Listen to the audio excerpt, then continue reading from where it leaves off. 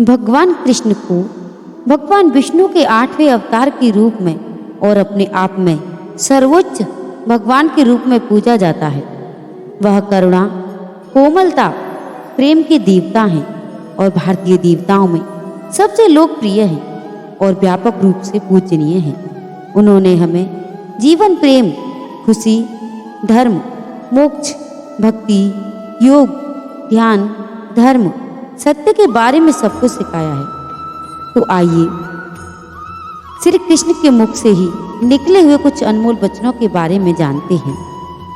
वह सब कुछ करो जो तुम्हें करना है, लेकिन लालच से नहीं, अहंकार से नहीं, वासना से नहीं, ईर्ष्या से नहीं, बल्कि प्रेम, करुणा, नम्रता और भक्ति के साथ। भगवान श्री कृष्ण इस अनमोल वचन के माध्यम से कार्य करने की नियति का उल्लेख करते हैं। जब किसी भी कार्य करने में अगर लालच होगा, बेईमानी होगी, जलन होगी, तो वो काम न तो सही होगा और ना ही उसके परिणाम फलदायी होंगे। इसके अतिरिक्त जिस कार्य को हम पूरे मन से प्रेम पूर्वक करेंगे, वो न सिर्फ हमारे लिए बल्कि समाज के लिए भी अच्छा होगा।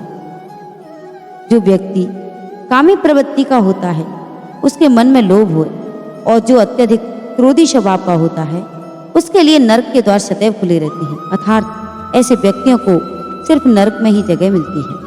भगवान श्री कृष्ण इस सृष्टि के पालनहार हैं। वही इस संसार की शुरुआत थी, वही मध्य और वही अंत रहेंगे। जो आप चाहते हो उसके लिए नहीं लड़ती, जो खो गया है तो उसके लिए रो मत। मनुष्य सब कुछ चाहता है पर सब कुछ उसे मिल नहीं पाता।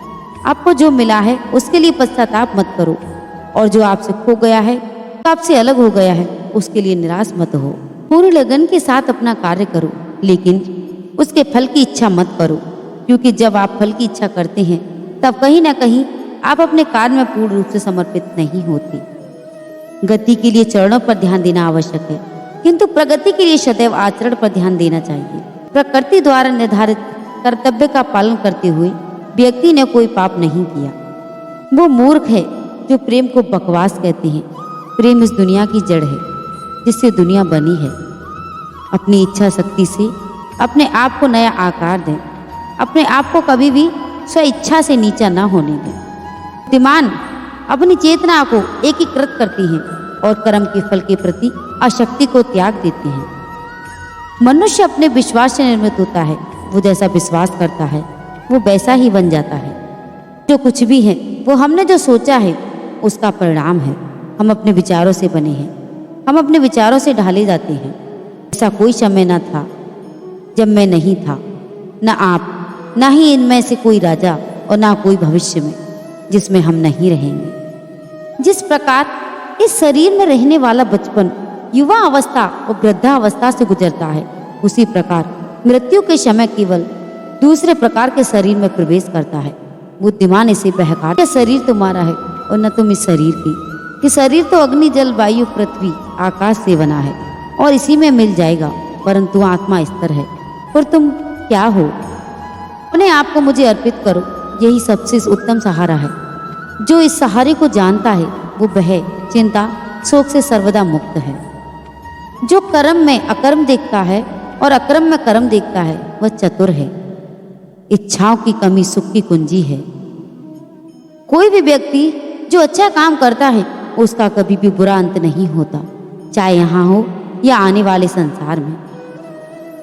जो पहले विष जैसा लगता है लेकिन अंत में अमृत जैसा स्वाद देता है, ये सत्य का आनंद है जो स्वयं के साथ शांति से पैदा हुआ है।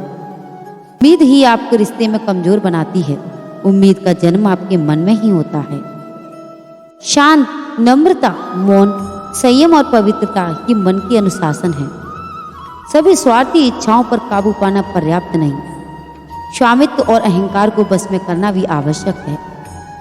कर्म मुझसे नहीं चिपके रहती, क्योंकि मैं उनके परिणाम से जुड़ा नहीं हूँ। जो लोग इसे समझते हैं और इसका अभ्यास करते हैं वो स्वतंत्रता में रहते हैं। अभी निराश मत हो, क्योंकि तेरा वक्त कमजोर हो सकता है, तू नहीं। भले ही दुर्बलता ईश्वर द्वारा दी जाती है, लेकिन गरिमा मनुष्य के मन को स्वयं निर्मित करती है। अंत में सभी आत्माओं को परमात्मा में मिल ही जाना है। यही तो आत्मा का अंतिम लक्ष्य है। सभी जीव मुझ में हैं और मैं सभी जीवों में हूँ। तुम्हारे कर्म ही तुम्हारे भाग्य का निर्माता है। तुम्हारा मोह ही तुम्हारे दुखों का महान कारण है। आज वो तुम्हारा है, कल वो किसी और का होगा, इसलिए व्यर्थ का पछतावा मत करो। वर्तमान में जीना है और उसका अनुभव ही जीवन है। वह अमर है, न तो इसे कोई शस्त्र से काट सकता है, न ही अग्नि से इसे जला सकता है। जल के तेज से उसे बुझा भी नहीं सकता और न ही वायु से इसे सुखा सकता है।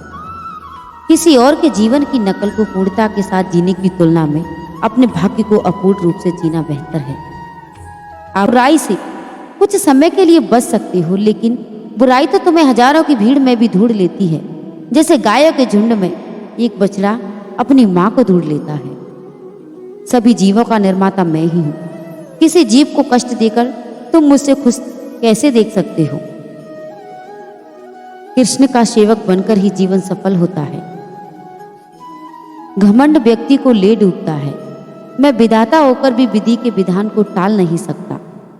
मन सफेद कपड़ा है, इसे जिस रंग में डुबोगे वही रंग चढ़ जाएगा। उठो, श्री कृष्ण के चरणों का बंधन करो, लज्जा और अभिमान छोड़ दो, मन को निर्विकल्प कर लो और वृत्ति को सावधान करके हरि चरणों का बंधन करो। जीवन में सुखी सुख होंगे यदि हम आशाओं की उम्मीदों का त्याग कर दें। जीवन में आदि दुख का कारण आशाएं बड़ी होती हैं। तो बंधुओं, आशा करती हूँ आपको भगवान कृष्ण के मुख से निकली हुई ये वचन पसंद आए होंगे और आपको हमारी ये वीडियो अच्छी लगी हो और आपके जीवन पर इन विचारों से कोई भी प्रभाव पड़ा हो तो आप हमारे चैनल को सब्सक्राइब अवश्य कर लें और वीडियो को लाइक और शेयर अवश्य करें। जय श्री श्याम, जय माता दी।